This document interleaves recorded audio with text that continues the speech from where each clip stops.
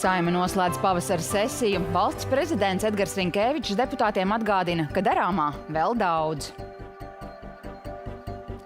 Zelenskis pēc kārtējā veiksmīgā dronu uzbrukuma naftas bāzei aicina arī Krievijas iedzīvotājus izdarīt spiedienu uz Maskavu. Kā šogad noritēs skolēnu uzņemšana 10. klasēs Rīgas skolās, no kurām pērn pieļautajām kļūdām amatpersonas mācījušās? Sabiedrisko mediju uzraugs aicina uzlabot saziņu ar darbiniekiem, pret Latvijas radio un Latvijas televīzijas zīmolu likvidēšanu neiebilst.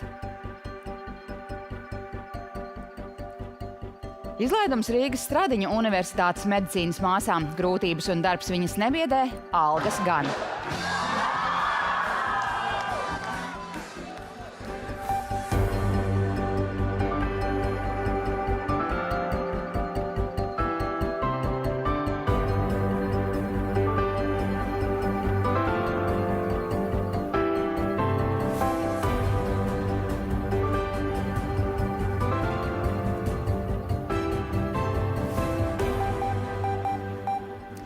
Pulkstenis ir 8 ceturtdienas vakarā. Esiet sveicināti panorāmas laikā. Jau tūlīt plašāk par šodien aktuālo.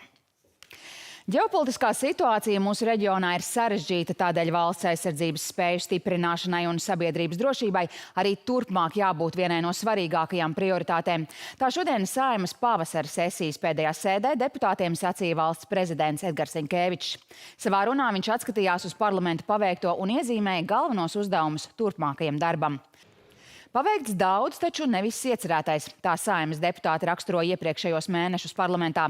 Šodien parlamentārieši pulcējās uz pēdējo sēdi pavasara sesijā, atskatījās uz paveikto un iezīmēja darbus, kas gaidīs rudens sesijā. Pēc politiskajām debatēm un balsojumiem parlamenta gaitiņos valdīja pirmssvētku noskaņa Jāņu ielīgošana. Stāsta Madara Līcīte.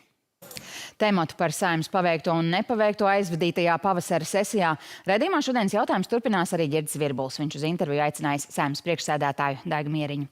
Sveiks, Ģirt! Kādi tad būs tie jautājumi, ko viņai jautās? Jā, sveika, Andla, vakar skatītāji.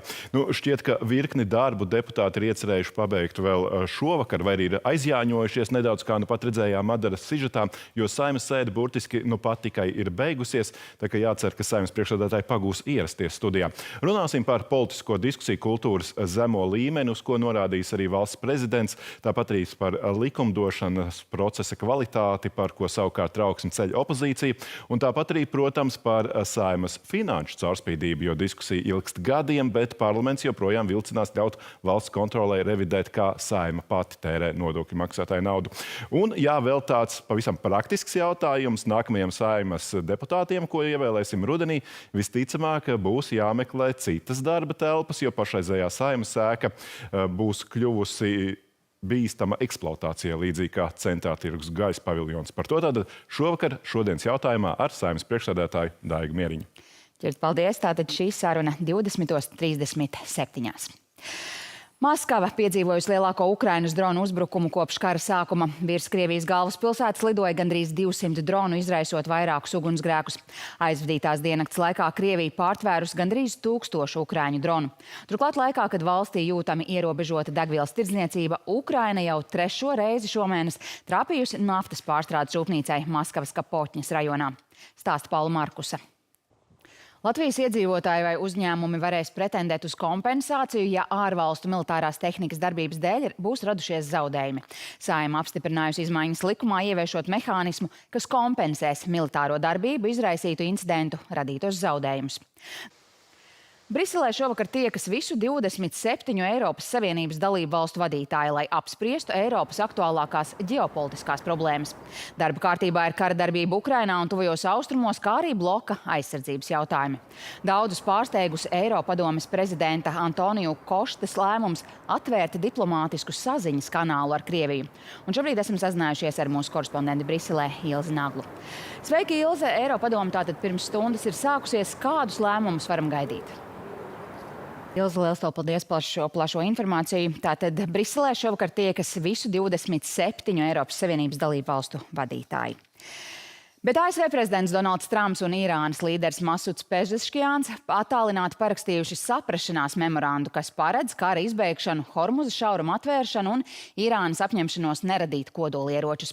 Taču turpmākos 3 mēnešus sarunas vēl turpināsies, un, lai uzzinātu vairāk, esam sazinājušies ar Īnu Strazdiņu Vašingtonā. Sveiki, Īna! Prezidenta līmenī tātad šis dokuments ir parakstīts.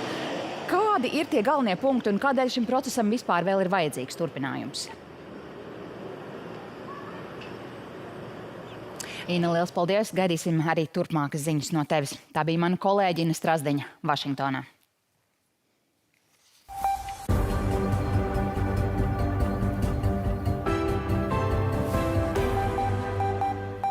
Viedās administrācijas un reģionālās attīstības ministrs Edgars Tavars nolēmis neatjaunot amatā ministrijas valsts sekretāru Edvīnu Balševicu. Viņu no amata atstādināja jau iepriekšējais ministrs. Ņemot vērā līdzinējos apstākļus un jaunatklātos faktus, Tavars uzdevis turpināt dienesta pārbaudi un neatjaunot Balševicu amatā. Balševics respektē ministra pieņemto lēmumu. Parlaments vakar pusē steidzamības kārtā pieņēma izmaiņas likumā, kas nosaka, ka valsts pārvaldes ierēģņus, piemēram, valsts kancelejas direktoru, amatā varēs iecelt nerīkojot konkursu.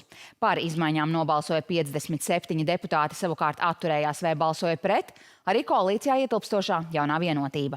Plašāk stāsta Linda Spundiņa. Nākamā sestdien, 27. jūnijā, sāksies pieteikšanās uzņemšanai 10. klasēs Rīgas ģimnāzijās, vidusskolās un profesionālās izglītības iestādēs. Pērn šis process izvērtās liela stresa pilns, jo daudzi līdz pēdējiem brīdim nezināja, vai tiks izraudzītajā skolā. Arī šogad Rīgas domē uzsver, vieta vidusskolā nav garantēta nevienam. Arī tad, ja skolēns konkrētajā skolā mācījies visus iepriekšējos 9 gadus. Visu izšķirs sekmes. Kā šogad plānots uzņemšanas procesu padarīt raitāku, plašāk Vitas Ānstrates sižetā.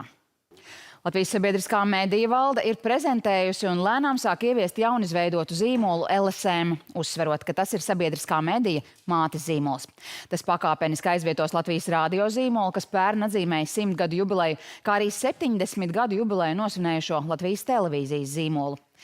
116 jaunās medicīnas māsas šodien saņēma Rīgas Stradiņu universitātes diplomu, deva svinīgo solījumu un no rītdienas var pilntiesīgi strādāt veselības aprūpē.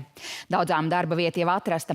Absolventas lielākoties izvēlējušās strādāt kādā no Latvijas lielākajām slimnīcām. Viņas neviedē grūtības vai nakts dežūras, tikai zemais atalgojums. Turpināja Kīnca.